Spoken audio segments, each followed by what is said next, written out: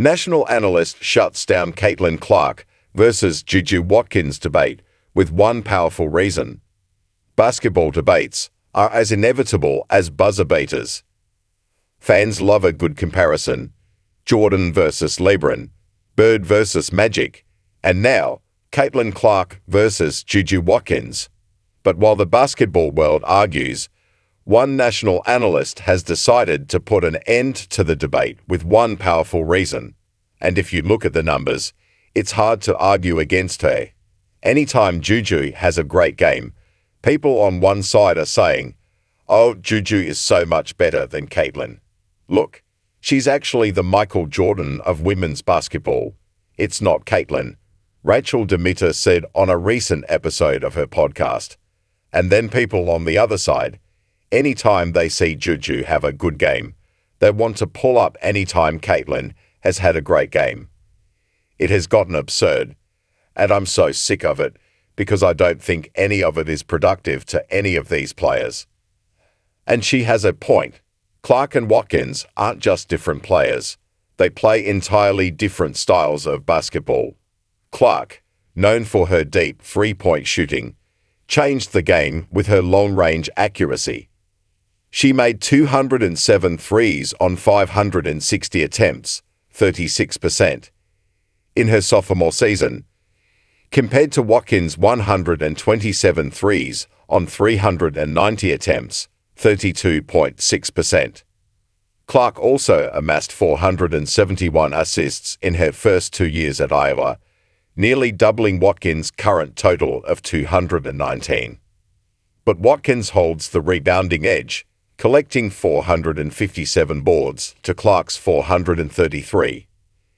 In terms of raw scoring, Watkins actually outpaced Clark's first 2 years, finishing her second season with 1,684 points compared to Clark's 1,662. And if we are to bring in Paige Bueckers, she is the most efficient scorer of the three.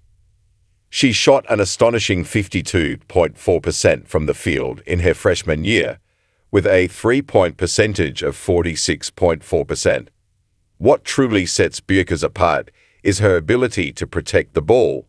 Her assist-to-turnover ratio, 3.82, is the highest among the trio, making her the most reliable playmaker.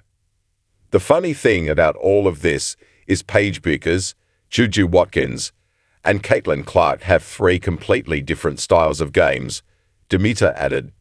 Wouldn't it be fun to break down the style of play for each of these players? Clark forces defenses to pick her up at half court because of her deep shooting ability. Her playmaking skills developed over time, making her not just a scorer but a facilitator. Watkins, meanwhile, has a game reminiscent of Kobe Bryant-esque, smooth, methodical, and dominant at all three levels. She has the mid-range, she can score on three levels, and she also is a good defender, Demita said. She's in the right spots, she blocks shots, she's long, she's athletic. However, Watkins isn't known for her three-point shooting, nor does she play like Clark in terms of high-volume assists. Then there's Bueckers, who might be the most complete in terms of efficiency. Among all of them, she's probably the most efficient when it comes to scoring, when it comes to not having so many turnovers in the game, when it comes to protecting the ball. Demita explained. She is also a playmaker.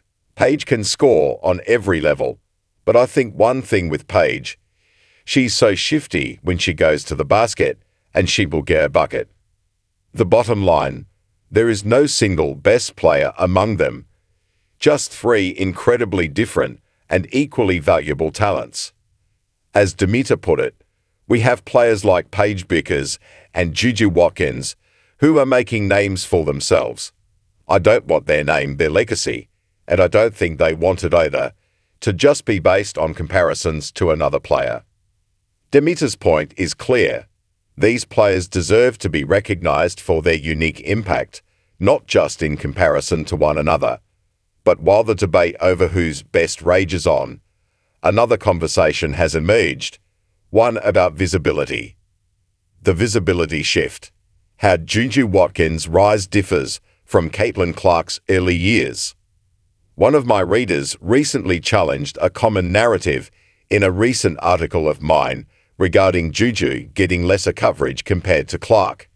In fact, they said, Clark wasn't blasted all over the media in her sophomore year.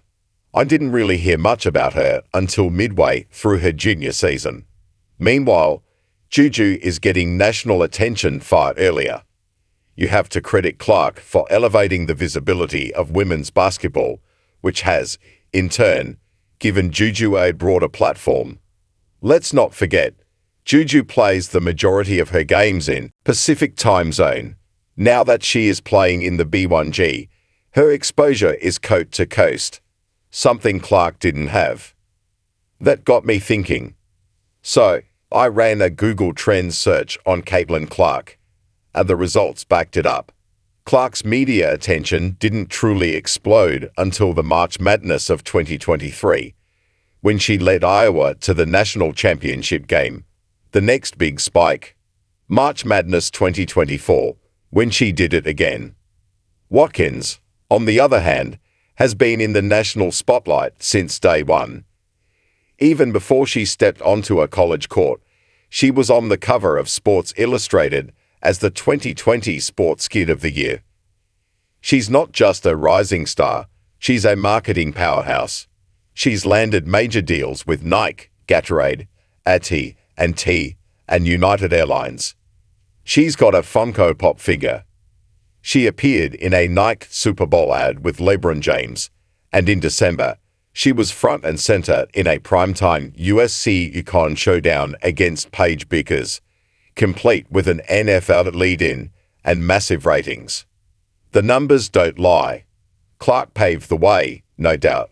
But Watkins, she's stepping onto the stage with the cameras already rolling.